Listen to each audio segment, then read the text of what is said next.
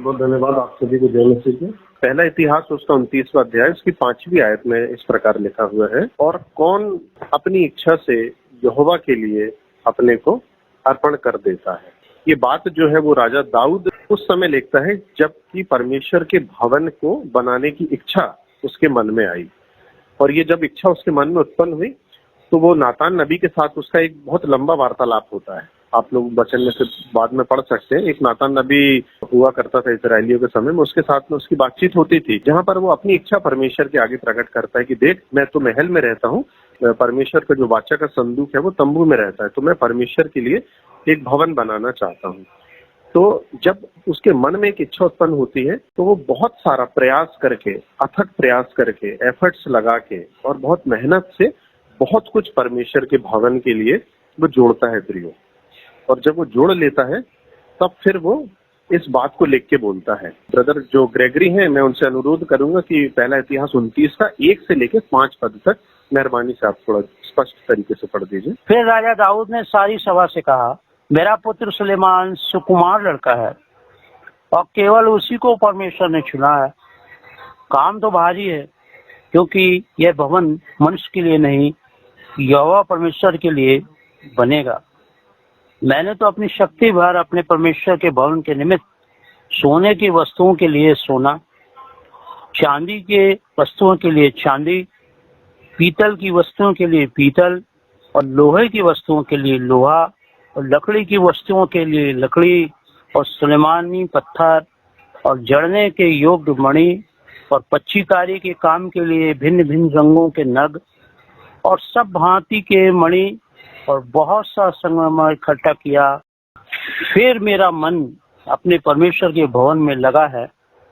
इस कारण जो मैंने पवित्र भवन के लिए इकट्ठा किया है उस सबसे अधिक मैं अपना निज धन भी, जो सोना चांदी के रूप में मेरे पास है, अपने परमेश्वर के भवन के लिए दे देता हूँ, अर्थात 3000 किक्कार ओपीर का सोना और 7000 किक्कार ताई हुई चांदी, जिससे कोठरियों की दीवारें मढ़ी जाएं, और सोने की वस्तुओं के लिए सोना और चांदी की वस्तुओं के लिए चांदी, और कारीगरों से बनाने वाले सब प्रकार के काम के लिए मैं उसे देता हूँ।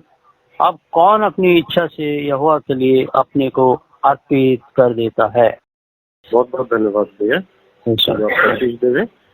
तो प्रियो, जैसा आपने यहाँ पर देखा कि पहला इतिहास 29वां अध्याय 1 से लेकर 5 पद तक कितना कुछ परमेश्वर के भवन के निर्माण के लिए राजा दाऊद के मन में आया, और उसके मन में जो इच्छा उत्पन्न हुई उस इच्छा को साकार करने के लिए, उस इच्छा को पूरा करने के लिए उसने कितना एफर्ट्स लगाया होगा। सोना, चांदी, पत्थर, मोती, बहुमूल्य वस्तुएं, कारीगर, लकड़ियां, सब कुछ जो वो कर सकता था, एक ऐसा किंग, एक ऐसा राजा जो वो परमेश्वर के भवन के लिए कर सकता था, उसने किया। और यहाँ तक कि उसने अपने आप को भी अर्पण कर दिया परमेश्वर के भवन के लिए कि वो बहुत ही सुंदर बनना चाहिए। यहाँ तक कि मैं ऐसा बोलूं कि परमेश्वर से उसको एक ब्लूप्रिंट मिल गया होगा कि उसको किस प्रकार का एक भवन बनाना है। लेकिन हम सब जानते हैं, क्योंकि परमेश्वर ने आके उसको रोक दिया कि तलवार चलाने वाला मेरा भवन बनाने ना पाएगा, तेरा निज पुत्र अर्थात सुलेमान जो है वो तेरे स्थान पर भवन बनाएगा। तो राजा दाऊद के मन में परमेश्वर के लिए एक भवन बनाने की प्रियो इच्छा उत्पन्न हुई, जिसके लिए उसने बहुत सारा धन, सोना, चांदी, लकड़ी, कारीगर इकट्ठा किया। लेकिन परमेश्वर ने इसे भवन बनाने के लिए क्या किया था? मना किया था, और उसके स्थान पर उसके पुत्र को उसने उस भवन को बनाने के लिए अनुमति दिया। तो यहाँ इस पद में राजा दाऊद सभी इजरायलियों से अपेक्षा करता है कि कोई व्यक्ति अपनी स्वयं की इच्छा से यहोवा के भवन कार्य के लिए स्वयं को दे देगा, ऐसा व्यक्ति वो संबोधन करके बोल रहा है। तो परमेश्वर जो है प्रिय, वो इस बात को आदर करते हैं। परमेश्वर हमारी इच्छा का आदर करते हैं जब हम विश्वास से परमेश्वर के कार्यों के लिए स्वयं को उसे सौंप देते हैं। तो प्रियो, हमारी इच्छा, या इच्छा को अंग्रेजी में डिजायर भी बोला जाता है, हमारी इच्छा या डिजायर का हमारे शारीरिक और मानसिक जीवन पर बहुत गहरा असर पड़ता है। इच्छा का अर्थ है स्वयं के हित या फायदे के लिए लिया गया निर्णय।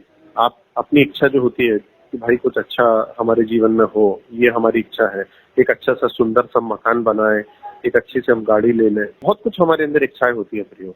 तो ये जो इच्छा है वो कहाँ उत्पन्न होती है? इस इच्छाओं का जो जन्म स्थान होता है हम सभी के मन का केंद्र है प्रियो। इच्छाएं उत्पन्न होती है हमारे मन के अंदर, हमारे माइंड के अंदर। तो वो इच्छा जो उत्पन्न होती है, हमको उसको इच्छा को जांचने की भी आवश्यकता है कि वो परमेश्वर की ओर से है या हमारे स्वयं के लिए है, हमारे स्वयं का हित उसमें हो रहा है या परमेश्वर का भी उसमें इच्छा शामिल है कि नहीं है। हमारी स्वयं की इच्छा भी कभी कभी हमको क्या कर देती है, धोखे में डाल देती है, गलत रास्ते पे ले जाती है। जैसे कि हव्वा जो थी वो अपनी इच्छा में गुमराह कर दी गई थी। इसके पहले जब मैंने परीक्षा के ऊपर जब बोला था तो परीक्षा में मैंने इस चीज को स्पष्ट किया था कि किस प्रकार से शैतान आया और उसने हव्वा को उसकी इच्छा में गुमराह कर दिया। तो हमारे अंदर जो इच्छा उत्पन्न होती है उसको हमको कहीं ना कहीं जांचने की भी आवश्यकता है कि हमारी इच्छा से क्या हम परमेश्वर के कार्यों का बिगाड़ तो नहीं कर रहे हैं, या फिर हमारी इच्छा से हमारे स्वयं का भला तो नहीं हो रहा, या फिर किसी दूसरे का भी कुछ उसमें फायदा या हित जुड़ा हुआ है। तो हमको इस बात का मूल्यांकन करने की आवश्यकता है प्रियो। क्यों? जब तक अगर हम अपनी इच्छा का मूल्यांकन नहीं करेंगे तो हमारे जीवन में कभी भी परमेश्वर जो है वो प्रसन्न नहीं होंगे प्रियो। आइए और आगे चलते हैं, वचन में से देखते हैं मरियम के जीवन में से। मरियम के जीवन में से आपको बताना चाहता हूँ, मरियम के जीवन में से हम देखते हैं लूका रचित सुसमाचार उसका 2 अध्याय उसकी 38वीं आयत में मैं आप लोगों के लिए पढ़ देता हूँ। मरियम ने प्रभु के दूत से कहा, देख मैं प्रभु की दासी हूँ, मुझे तेरे वचन के अनुसार हो। मरियम ने ये उद्बोधन, ये बात जो है वो तब कही थी जिब्राइल स्वर्गदूत जो था वो उसे यीशु मसीह के बारे में बताता है कि तू गर्भवती होगी, एक पुत्र जनेगी और उसका नाम अद्भुत युक्ति करने वाला पराक्रमी परमेश्वर होगा। इस प्रकार से उसने बहुत सारी चीजों को बताया कि किस प्रकार से मरियम के जीवन में परमेश्वर की महिमा होने जा रही है। तो जब ये सब बातें जिब्राइल स्वर्गदूत के माध्यम से मरियम को पहुंचाई गई तो मरियम भयभीत हो गई और उसने उत्तर दिया स्वर्गदूत को कि मैं तो पुरुष को जानती ही नहीं, ये कैसे होगा, मैं कैसे गर्भवती होंगी। तो फिर परमेश्वर के दूत ने उसको बताया कि परम प्रधान की छाया तुझ पर होगी और उसी के माध्यम से तेरे गर्भ में एक पुत्र आएगा और तू उसका नाम यीशु रखना।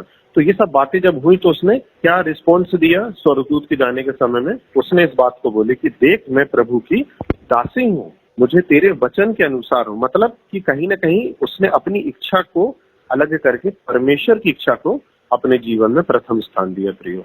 और परमेश्वर सिर्फ हमसे इतना ही अपेक्षा करते हैं कि हम कहीं ना कहीं हम अपनी इच्छा को जरूर हम पूरा करें। ये कोई खराब बात नहीं है कि हम अपनी इच्छा का हमेशा त्याग करें, लेकिन हमको इस बात को जांचने की आवश्यकता है कि हम इस इच्छा को हम पहले महत्व देते हैं क्यों।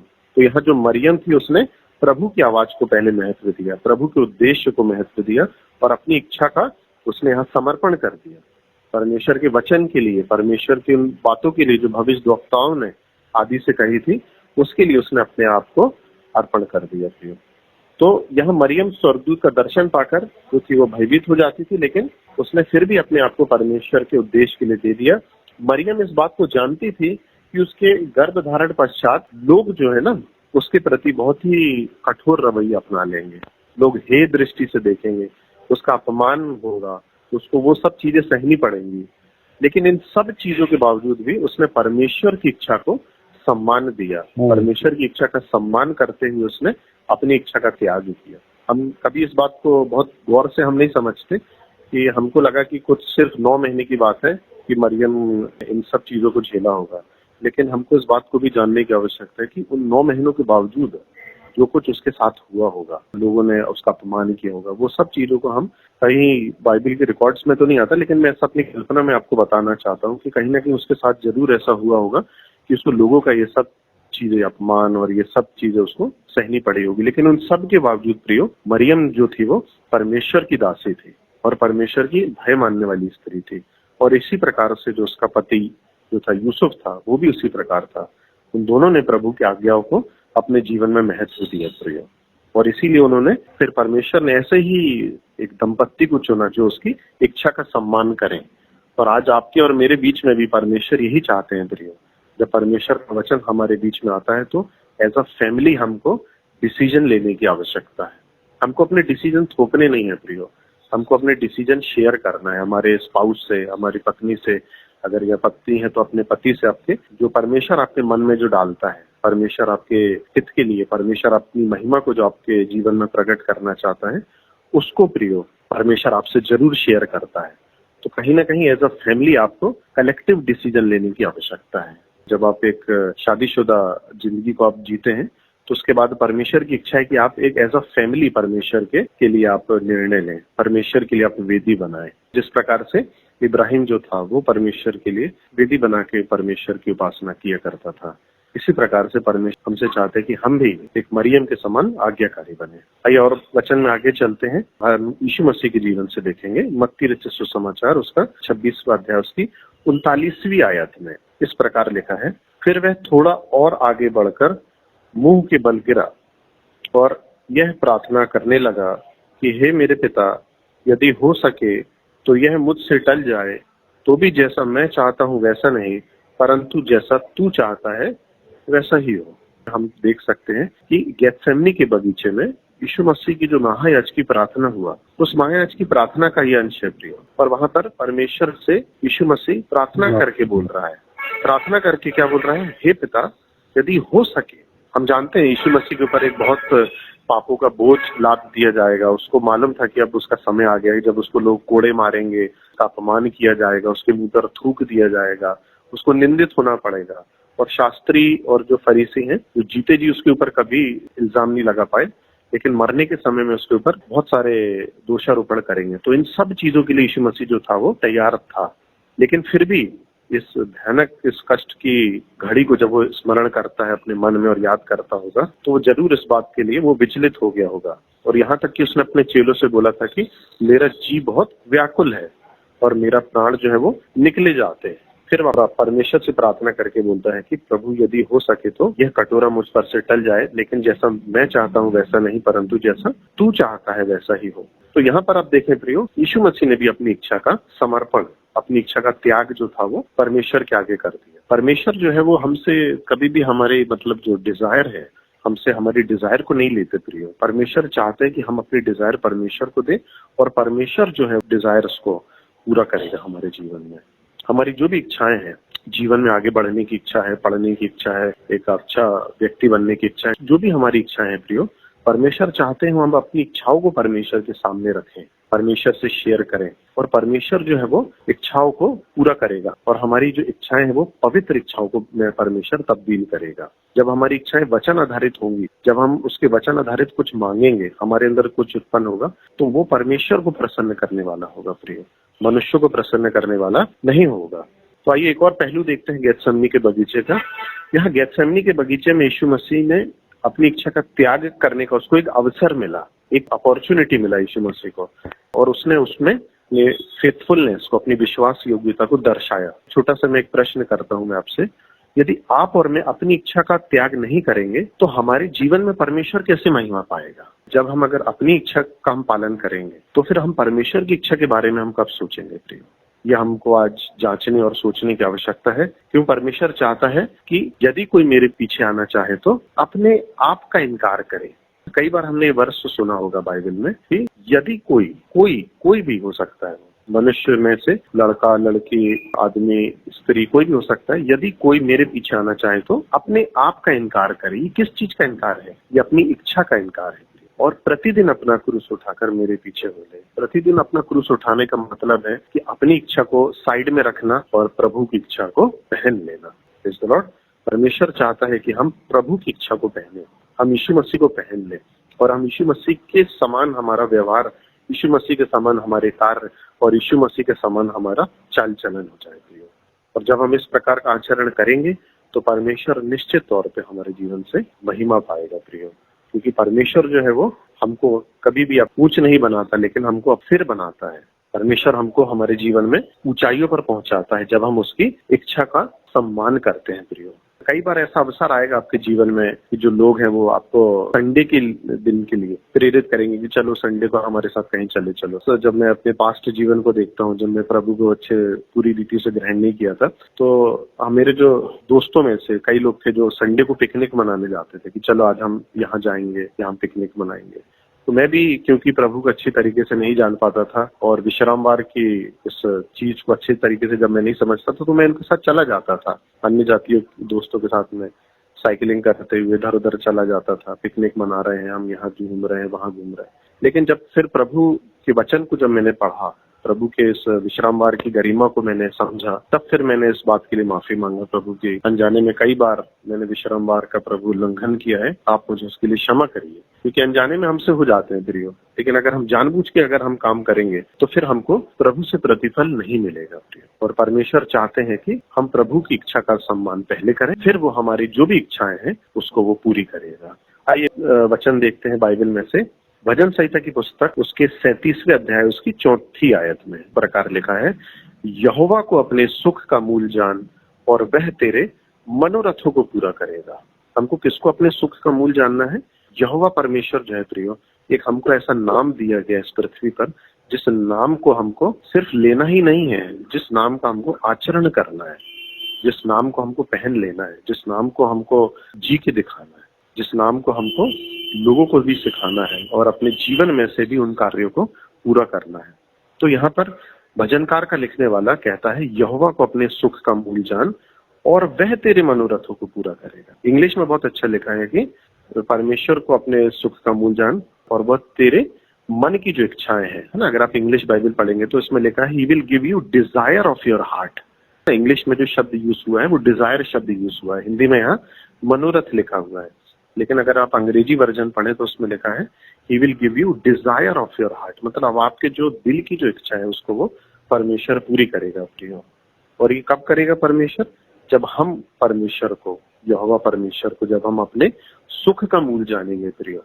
आपके जीवन में कई बार ऐसी स्थिति परिस्थिति आएंगी प्रियो, जब आपको चॉइस करने का अवसर मिलेगा। चॉइस को हिंदी में बोलते हैं कि पसंद जो है, पसंद नापसंद जो होती है ना, आपकी जो चॉइस होती है, तो आपको चॉइस करने का अवसर मिलता है। परमेश्वर आपको अवसर देता ही है और वो देखना चाहता है कि हम किस चीज को चुनते हैं। तो परमेश्वर ये क्यों हमारे जीवन में चॉइस को लेके आता है? वो इसीलिए लेके आता है कि परमेश्वर हमारे मन को देखना चाहता है कि हमारे मन में क्या क्या है, हमारे मन में उसके लिए आदर है कि नहीं, हमारे मन में उसके लिए भय है कि नहीं, हमारे मन में उसके लिए प्रेम है कि नहीं, और सबसे बढ़कर हमारे मन में उसके लिए आज्ञाकारिता, ओबीडियंस जो है, आज्ञाकारिता का हमारे अंदर विचार है कि नहीं। तो ये सब चीजों को परमेश्वर जो है वो जांचना चाहता है प्रियो। इसीलिए तो जो 9 दिन का जो प्रतिज्ञा का मार्ग था, जो देश का जो रास्ता था, वो सिर्फ 9 दिन का था प्रियो। लेकिन क्यों परमेश्वर ने 40 साल इजरायलियों को भटकाया? क्यों 40 साल इजरायली भटक गए उस मार्ग में? इसीलिए भटक गए क्योंकि वो परमेश्वर को और परमेश्वर के मनोरथ को, परमेश्वर के विषय में और परमेश्वर के उस वाचा को वो भूल गए प्रियो। जंगल में कुड़कुड़ाने लगे, वो जंगल में बुड़बुड़ाने लगे और वो अपने पिछले जीवन को याद करने लगे। अरे हमारा पिछला जीवन तो बहुत अच्छा था, वहां तो हमको प्याज भी मिलता था, वहां हमको गोश्त भी मिलता था, वहां हमको लहसुन, खीरे और नाना प्रकार की चीजों को वो याद करने लगे। फिजिकल वर्ल्ड में जो उनको मिलता था उसको याद करके परमेश्वर जो वो उनको गुलामी में से जो आजाद करा रहा था उसको वो भूल गए प्रिय। वो अपने पिछले जीवन को आकलन करके वर्तमान की स्थिति को देखने लगे और वो भूल गए कि वो और उनका जो वंश था, उनकी जो पीढ़ी थी, वो 430 साल से गुलाम थे। वो इस बात को भूल गए प्रिय। लेकिन परमेश्वर ने उनको याद दिलाया, परमेश्वर ने उसको बार बार याद दिलाया। इसीलिए तो मूसा के माध्यम से जो व्यवस्थाएं उसको दी गई, तो तब फिर परमेश्वर ने इस बात को बोला कि यहोवा को अपने सुख का मूल जान, क्योंकि 40 साल में वो परमेश्वर के मार्गों को नहीं पहचान पाए। और पहचाना तो सिर्फ 2 लोगों ने, मूसा और यहोशू ने। और यही जो लोग थे जो हम जानते हैं कि मूसा क्योंकि पाप करने के माध्यम से प्रतिज्ञा के देश में प्रवेश नहीं कर पाए, लेकिन जो यहोशू जो था और कालेब जो था, यही प्रतिज्ञा के देश में पहुंचे जहां दूध और मधु की धाराएं बहती थी। उस देश में वो प्रवेश नहीं कर पाए प्रियो, और उनके बच्चे प्रवेश कर गए। और जिनके लिए वो बोलते थे कि ये तो लूट में चले जाएंगे, उन्होंने अविश्वास किया प्रियो। तो परमेश्वर हमसे अपेक्षा करते हैं प्रियो कि हम परमेश्वर की इच्छा को पहचाने और परमेश्वर की इच्छा को पहचान के उसका इच्छा का सम्मान करें और उसके बाद अपने जीवन से जो निर्णय लें उसमें परमेश्वर महिमा पाए। हम अपनी इच्छा का पालन कभी भी कर सकते हैं, हमारे पास हमेशा चॉइस रहती है। हव्वा के पास भी वो चॉइस थी कि वो शैतान को ना कर सकती थी, इब्लीस को, लेकिन उसने उसके षड्यंत्र को नहीं पहचान पाई और इसलिए वो उस फल को उसने खा लिया। और हम सब जानते हैं कि किस प्रकार से मनुष्य जाति जो है वो पाप के बंधन में पड़े। तो परमेश्वर इस वचन के सुने और पढ़ जाने में आशीष देवे और हमारे मन की आंखों को खोले कि हम परमेश्वर के लिए निर्णय लें और परमेश्वर की इच्छा को पहचान कर अपने जीवन में आगे बढ़े। Thank you.